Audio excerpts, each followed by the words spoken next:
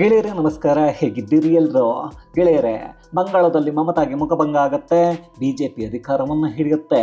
ಇದನ್ನು ಬಹಳಷ್ಟು ಎಕ್ಸಿಟ್ ಪೋಲ್ಗಳು ಹೇಳ್ತಾ ಇವೆ.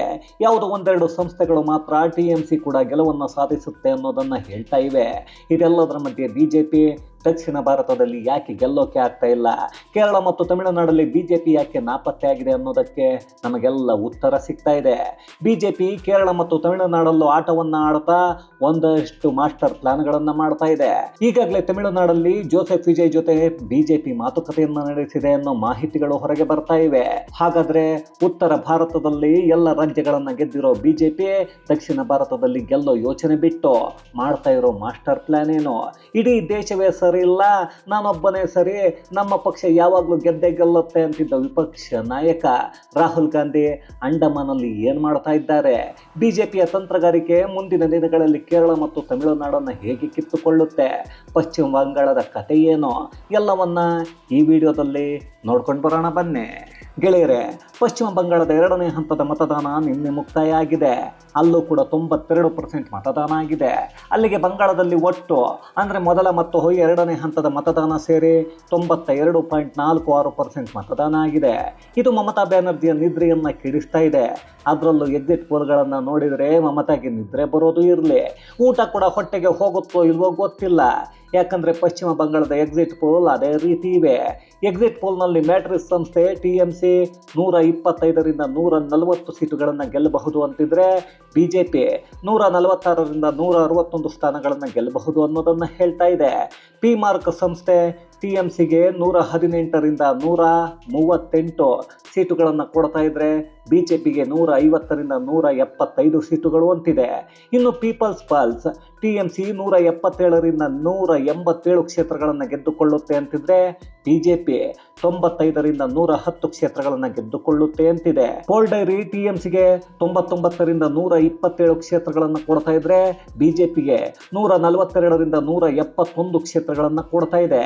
ಅದೇ ರೀತಿ JVC ಮಮತಾ ಪಕ್ಷ 131ರಿಂದ 152 ಕ್ಷೇತ್ರಗಳನ್ನು ಗೆಲ್ಲಬಹುದು ಅನ್ನೋದನ್ನು ಹೇಳ್ತಾ ಇದ್ರೆ, ಬಿಜೆಪಿ 138ರಿಂದ 159 ಕ್ಷೇತ್ರಗಳನ್ನು ಗೆಲ್ಲಬಹುದು ಅಂತಿದೆ. ಇನ್ನು ಜನಮತ್ ಪೋಲ್ಸ್ TMCಗೆ 195ರಿಂದ 205 ಅಂತಿದ್ರೆ, ಬಿಜೆಪಿಗೆ 80ರಿಂದ 90 ಅಂತಿದೆ.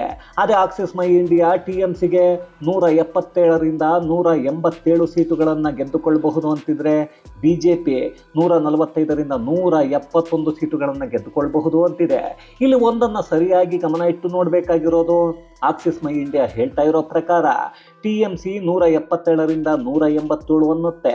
ಅಲ್ಲಿಗೆ 10 ಸೀಟುಗಳಲ್ಲಿ TMC ಕ್ಷೇತ್ರಗಳು ವ್ಯತ್ಯಾಸ ಆಗ್ತಾ ಇದ್ರೆ, ಅದೇ ಬಿಜೆಪಿಯ ವಿಚಾರದಲ್ಲಿ 142ರಿಂದ 171 ಅಂತ ಹೇಳುತ್ತೆ. ಅಲ್ಲಿಗೆ ಸುಮಾರು 29 ಕ್ಷೇತ್ರಗಳ ವ್ಯತ್ಯಾಸ ಕಾಣಿಸ್ತಾ ಇದೆ. ಅಲ್ಲಿಗೆ ಸುಮಾರು 40 ಕ್ಷೇತ್ರಗಳಲ್ಲಿ ಏನಾಗುತ್ತೆ ಅನ್ನೋದನ್ನು ಆಕ್ಸಿಸ್ ಮೈ ಇಂಡಿಯಾ ಕೂಡ ಸರಿಯಾಗಿ ಹೇಳ್ತಾ ಇಲ್ಲ.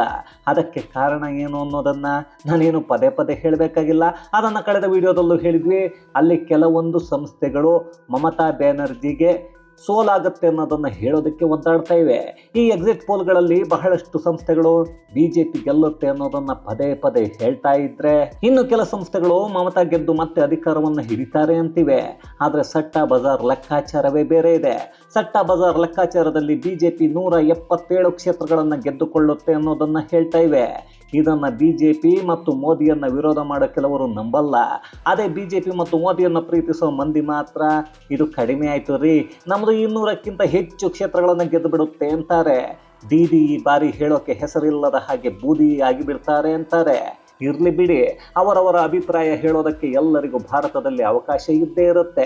ಯಾರು ಏನೇ ಹೇಳಿದ್ರು ಫಲಿತಾಂಶ ಬಂದ ಮೇಲೆ ಯಾವುದು ಸತ್ಯ ಯಾವುದು ಸುಳ್ಳು ಅನ್ನೋದು ಗೊತ್ತಾಗುತ್ತೆ. ಯಾವ ಪಕ್ಷ ಉಳಿದುಕೊಳ್ಳುತ್ತೆ, ಯಾವ ಪಕ್ಷ ಮಣ್ಣನ್ನು ಮುಕ್ಕುತ್ತೆ ಅನ್ನೋದು ಗೊತ್ತಾಗುತ್ತೆ.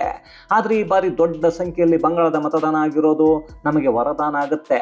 ಆದ್ದರಿಂದಲೇ ಬಿಜೆಪಿ ಹೆಚ್ಚು ಸೀಟುಗಳನ್ನು ಗೆದ್ದುಕೊಳ್ಳುತ್ತೆ ಅಂತ ಬಿಜೆಪಿ ನಾಯಕರು ಹೇಳಿಕೊಳ್ತಾ ಇದ್ರೆ, ಅದೇ ಮಮತಾ ಪಕ್ಷದ ನಾಯಕ ಯಾವನು ಹೇಳ್ತಾನೆ, ಈ ಬಾರಿ ಬಂಗಾಳದ ಮತದಾರರು ದೆಹಲಿ, ಕರ್ನಾಟಕ, ಒರಿಸ್ಸಾ, ಮುಂಬೈ ಎಲ್ಲ ಕಡೆಯಿಂದ ಬಂದು ಮತದಾನವನ್ನು ಮಾಡಿಬಿಟ್ಟಿದ್ದಾರೆ. ಅವರೆಲ್ಲ ನಮ್ಮ ಪಕ್ಷಕ್ಕೆ ಮತ ಹಾಕಿದ್ದಾರೆ. ಹಾಗಾಗಿ ನಮ್ಮ ಪಕ್ಷವೇ ಅತಿ ಹೆಚ್ಚು ಸೀಟುಗಳನ್ನು ಗೆಲ್ಲುತ್ತೆ ಅಂತ. ಇಂಥವ್ರನ್ನ ನೋಡಿದರೆ ಅದೆಂಥ ಅಯೋಗ್ಯರನ್ನು ನಮ್ಮ ಜನರು ಆಯ್ಕೆ ಮಾಡಿದ್ದಾರೆ ಅನಿಸುತ್ತೆ. ಯಾಕಂದರೆ ಪಶ್ಚಿಮ ಬಂಗಾಳದ ಜನರು ವಲಸೆ ಹೋಗೋದಕ್ಕೆ ಕಾರಣವೇ ಮಮತಾ ಬ್ಯಾನರ್ಜಿ. ಅಲ್ಲಿ ಕೆಲಸ ಇಲ್ಲ, ಹೊಟ್ಟೆಗೆ ಊಟ ಇಲ್ಲ. ಈಗ ಅದೇ ಜನರು ಬಂದು TMCಗೆ ಮತವನ್ನು ಹಾಕ್ತಾರಾ? ಯೋಚನೆ ಮಾಡಿ. ಒಂದು ಕಾಲದಲ್ಲಿ ಮಮತಾ ಬ್ಯಾನರ್ಜಿ ಕಮ್ಯುನಿಸ್ಟರ ವಿರುದ್ಧ ಹೋರಾಟವನ್ನು ಮಾಡಿ ಗೆದ್ದು CM ಆಗಿದ್ದ ಗಟ್ಟಿಗಿತ್ತಿ ಅನ್ನೋದ್ರಲ್ಲಿ ಎರಡು ಮಾತಿಲ್ಲ. ಆಗ ಮಮತಾ ಮಾಡಿದ್ದ ಪ್ರತಿಭಟನೆ, ಹೋರಾಟ ಕಮ್ಯುನಿಸ್ಟರ ಬಂಗಾಳವನ್ನು ಹಾಳು ಮಾಡ್ತಾ ಇದ್ದಾರೆ, ಅಲ್ಲಿ ಯಾವುದೇ ಅಭಿವೃದ್ಧಿ ಕೆಲಸಗಳು ಆಗ್ತಾ ಇಲ್ಲ, ಜನರಿಗೆ ಏನು ಸಿಗ್ತಾ ಇಲ್ಲ ಅಂತ. ಅದನ್ನು ನಂಬಿ ಅಲ್ಲಿನ ಜನರು ಮಮತಾ ಪಕ್ಷಕ್ಕೆ ಮತವನ್ನು ಹಾಕಿದ್ರು, ಅಧಿಕಾರವನ್ನು ಕೊಟ್ಟರು. ಆದರೆ ಇದೇ ಮಮತಾ ಜನರಿಗೆ ಕೈ ಕೊಟ್ಟು ಅಕ್ರಮ ಬಾಂಗ್ಲಾ ವಲಸಿಗರಿಗೆ ಮಣೆಯನ್ನು ಹಾಕಿ ಮುಸ್ಲಿಮರನ್ನು ಅತಿಯಾದ ಓಲೈಕೆ ಮಾಡೋಕೆ ನಿಂತರು. ಅದೇ ಚುನಾವಣೆ ಹತ್ತಿರಕ್ಕೆ ಬಂದಾಗ ಅವರ ಪಕ್ಷದ ನಾಯಕರು ಮತ್ತು ಮಮತಾ ಬ್ಯಾನರ್ಜಿ ಮುಸ್ಲಿಮರನ್ನ ಮತ ಕೇಳೋಕೆ ಹೋದಾಗ ಅಲ್ಲಿ ಹಾಡುಗಳನ್ನು ಹಾಡ್ತಾರೆ. ಅದೇ ಹಿಂದೂಗಳ ಕ್ಷೇತ್ರಗಳಿಗೆ ಹೋದರೆ ಹನುಮಾನ್ ಚಾಲೀಸ ಪಠಣೆ ಮಾಡೋಕೆ ನಿಲ್ತಾರೆ. ಅದರಲ್ಲೂ ಅದಂಥದ್ದು ಸಯಾನಿ ಘೋಷನ್ನು TMC ನಾಯಕಕ್ಕೆ ಸಿಕ್ಕಾಪಟ್ಟೆ ಚೆನ್ನಾಗಿ ನಾಟಕ ಮಾಡಿದ್ದು ಸಖತ್ ವೈರಲ್ ಆಗಿತ್ತು. ಮೊದಲ ಹಂತದ ಮತದಾನಕ್ಕೂ ಮೊದಲು ಮುಸ್ಲಿಮರನ್ನು ಮೆಚ್ಚಿಸೋಕೆ ಕಾಬಾ ಬಾಬಾ ಅದು ಇದು ಅಂತ ಹಾಡನ್ನು ಹಾಡಿ, ಎರಡನೇ ಹಂತದ ಮತದಾನಕ್ಕೂ ಮೊದಲು ಯಾಕೋ ಇದ್ದಕ್ಕಿದ್ದ ಹಾಗೆ ಹನುಮಾನ್ ಚಾಲೀಸ ಹಾಡೋಕೆ ಶುರು ಮಾಡೋದ. ಎಷ್ಟೇ ಆದರೂ ಬಂಗಾಳದ ನಟಿಯಾಗಿದ್ದವರು ತಾನೇ. ಅದೇ ಕಾರಣಕ್ಕೆ ರಸ್ತೆಯಲ್ಲಿ ಜನರ ಮುಂದೆ ಕೂಡ ಒಳ್ಳೆ ನಟನೆ ಮಾಡಿರ್ತಾರೆ ಬಿಡಿ. ಆದರೂ ಈ ನಾಯಕರಿಗೆ ಒಂದು ಬದ್ಧತೆ ಅನ್ನೋದೇ ಇಲ್ಲ. ನಾನು ಯಾರೋ ಪರ ಅನ್ನೋ ನಿಲುವು ಮೊದಲೇ ಇಲ್ಲ. ಇವರನ್ನು ಎಡವಟ್ಟುಗಳು ಅನ್ನಬೇಕೋ ಎಡಬಿಡಂಗಿಗಳು ಅನ್ನಬೇಕೋ ಗೊತ್ತಾಗ್ತಾ ಇಲ್ಲ. ಇಂಥವರನ್ನು ನೋಡಿದರೆ ಯಾವ ಕಡೆಯನ್ನು ನಗಬೇಕು ಗೊತ್ತಿಲ್ಲ. ಇರಲಿ ಬಿಡಿ, ಅವರ ಪಕ್ಷ ಅವರು ಅದೇನೋ ಮಾಡಿಕೊಳ್ತಾರೆ.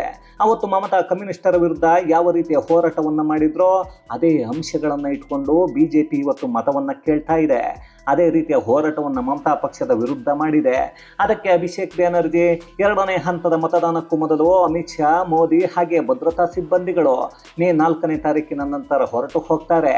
ಆಗ ನಮ್ಮ ಪಕ್ಷಕ್ಕೆ ಮತವನ್ನು ಹಾಕದ ಇವರನ್ನ ಏನು ಮಾಡಬೇಕು ಮಾಡಿಬಿಡ್ತೀನಿ, ಕಳೆದ ಬಾರಿ ಹೋಗ್ಲಿ ಅಂತ ಬಿಟ್ಟಿದ್ವಿ ಅಂತಿದ್ದಾನೆ.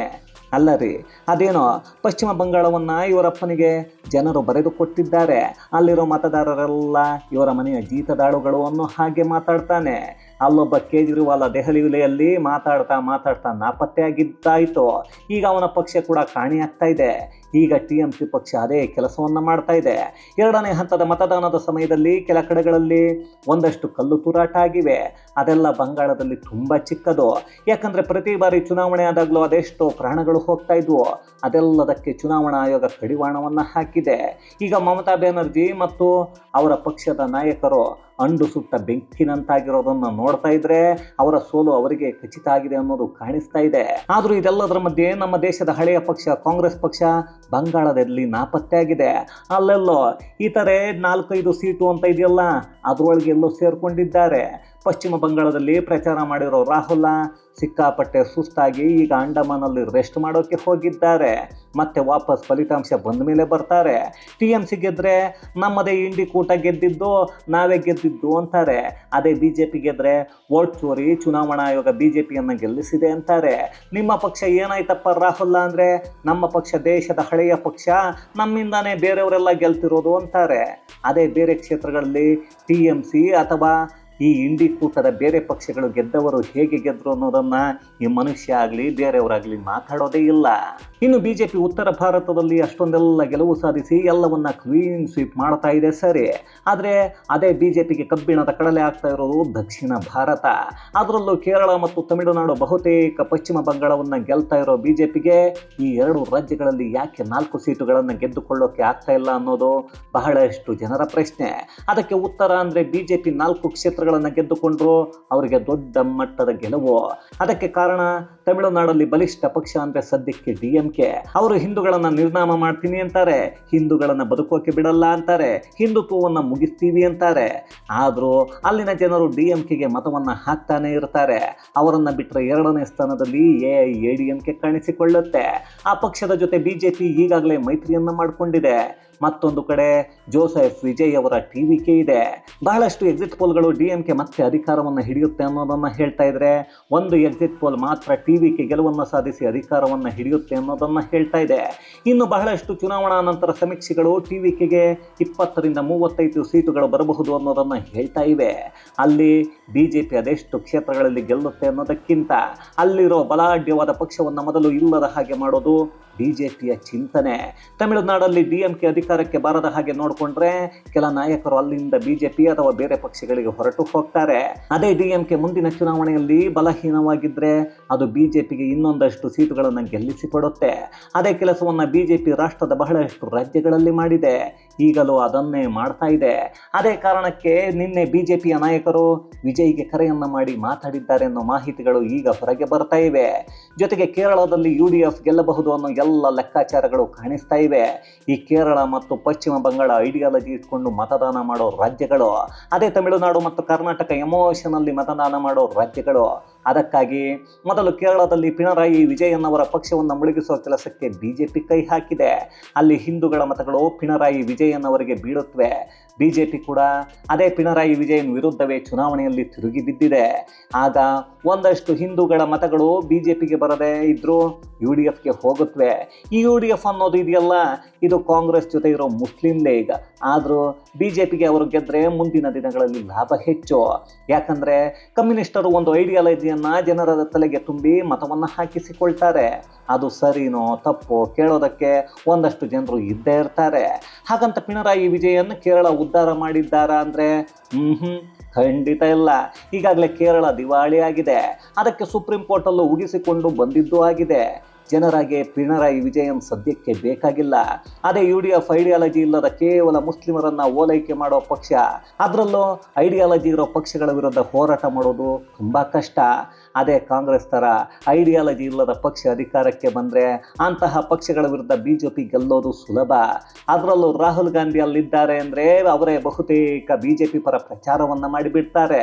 ಅದಕ್ಕೆ ಕೇರಳದಲ್ಲಿ UDF ಗೆದ್ರೆ ಬಿಜೆಪಿಗೆ ಮುಂದಿನ ದಿನಗಳಲ್ಲಿ ಗೆಲ್ಲೋದು ಸುಲಭ ಆಗತ್ತೆ. ಸದ್ಯಕ್ಕೆ ಬಿಜೆಪಿ ಎಷ್ಟು ಕ್ಷೇತ್ರಗಳನ್ನು ಗೆದ್ದುಕೊಳ್ಳುತ್ತೋ ಎಲ್ಲವೂ ಬೋನಸ್. ಪಕ್ಕದ ಆಂಧ್ರ ಪ್ರದೇಶದಲ್ಲಿ ಬಿಜೆಪಿ ಮಾಡಿದ್ದು ಅವರು ಅಧಿಕಾರವನ್ನು ನೇರವಾಗಿ ಹಿಡಿಯೋಕೆ ಆಗಲ್ಲ ಅಂದಾಗ ಎರಡು ಪಕ್ಷಗಳ ಜೊತೆ ಮೈತ್ರಿ ಮಾಡಿಕೊಂಡು NDA ಅಧಿಕಾರಕ್ಕೆ ತಂದ್ರು. ಮಹಾರಾಷ್ಟ್ರದಲ್ಲಿ ಶಿವಸೇನೆಯನ್ನ ಮಲಗಿಸಿದ್ರು. ಅಲ್ಲಿದ್ದ ಬಹುತೇಕ ನಾಯಕರು ಬಿಜೆಪಿ ಪರ ನಿಂತು ಮಾತಾಡೋಕೆ ಶುರು ಮಾಡಿ ಅವರ ಜೊತೆ ಮೈತ್ರಿ ಮಾಡಿಕೊಂಡ್ರು. ಕಾಶ್ಮೀರದಲ್ಲಿ ಒಮರ್ ಅಬ್ದುಲ್ಲಾ ತರ ನಾಯಕನೇ ಕಾಂಗ್ರೆಸ್ ಜೊತೆ ಮೈತ್ರಿ ಮಾಡಿಕೊಂಡು ಮೋದಿ ಅವರನ್ನ ಹೊಗಳ್ತಾ ಮುಂದಿನ ಬಾರಿ ಬಿಜೆಪಿ ಜೊತೆ ಸೇರಿ ಚುನಾವಣೆ ಎದುರಿಸಿದ್ರು. ಅಚ್ಚರಿಯನ್ನ ಪಡಬೇಕಿಲ್ಲ. ಇಲ್ಲಿ ಬಿಜೆಪಿಯ ಅಜೆಂಡಾ ಒಂದೇ. ಒಂದು ರಾಜ್ಯದಲ್ಲಿ 4-5 ಪಕ್ಷಗಳ ಜೊತೆ ಹೋರಾಟ ಮಾಡೋದ್ರ ಬದಲು ಬಿಜೆಪಿ ವಿರುದ್ಧವಾಗಿ ಒಂದು ಪಕ್ಷ ಉಳಿದುಕೊಳ್ಳೋ ಹಾಗೆ ನೋಡ್ಕೊಳ್ಳೋದು. ಅದಾದ ನಂತರ ನೇರವಾಗಿ ಆ ಒಂದು ಪಕ್ಷದ ಜೊತೆ ಹೋರಾಟ ಮಾಡಿ ಗೆಲ್ಲೋದು.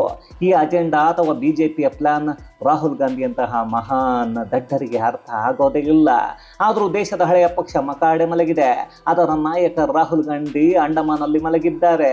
ಇದಕ್ಕಿಂತ ವಿಪರ್ಯಾಸ ಇನ್ನೇನಾದರೂ ಇದೆಯಾ? ಆದರೂ ರಾಹುಲ್ ಗಾಂಧಿ ಕಾಂಗ್ರೆಸ್ ಪಕ್ಷವನ್ನು ಅಧಿಕಾರಕ್ಕೆ ತಗೊಂಡು ಬರ್ತಾರಂತೆ. ಅದನ್ನ ನಮ್ಮ ಜನರು ನಾವು ನಂಬಬೇಕಂತೆ. ಇದಕ್ಕಿಂತ ಕಾಮಿಡಿ ಇಡೀ ವಿಶ್ವದಲ್ಲೇ ಬೇರೊಂದು ಸಿಗಲ್ಲ.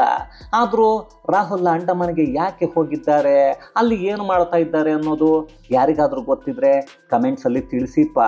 ಇದು ಗೆಳೆಯರೆ, ಪಶ್ಚಿಮ ಬಂಗಾಳದಲ್ಲಿ ಬಿಜೆಪಿ ಗೆಲುವನ್ನು ಪಡೆದು ಅಧಿಕಾರ ಹಿಡಿಯೋ ಕಡೆ ಹೋಗ್ತಾ ಇದ್ರೆ ಕೇರಳ ಮತ್ತು ತಮಿಳುನಾಡಲ್ಲಿ ಬಿಜೆಪಿ ಮಾಡ್ತಾ ಇರೋ ಮಾಸ್ಟರ್ ಪ್ಲಾನ್ ಕುರಿತಾದ ಒಂದಷ್ಟು ಮಾಹಿತಿ ಮತ್ತಷ್ಟು ವಿಶೇಷತೆಗಳೊಂದಿಗೆ ಮುಂದಿನ ವಿಡಿಯೋದಲ್ಲಿ ಭೇಟಿಯಾಗೋಣ.